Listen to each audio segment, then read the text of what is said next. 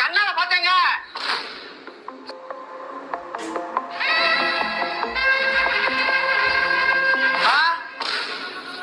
எதுக்குமா அழுவுற?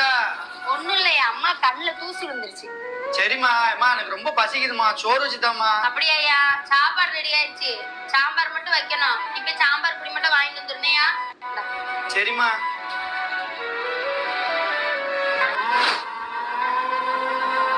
ஏய், என்னடி விஷத்தை எடுத்துட்டு வரா? ஏங்க, இன்னும் அவன் நமக்கு பிள்ளே கிடையாது. நம்ம 2 பேரும் அவனை தலை முழுகிடுவோம். அதே அவனுக்கு சாம்பார்ல விஷத்தை கலந்து அவனுக்கு கொடுக்க போறேன்.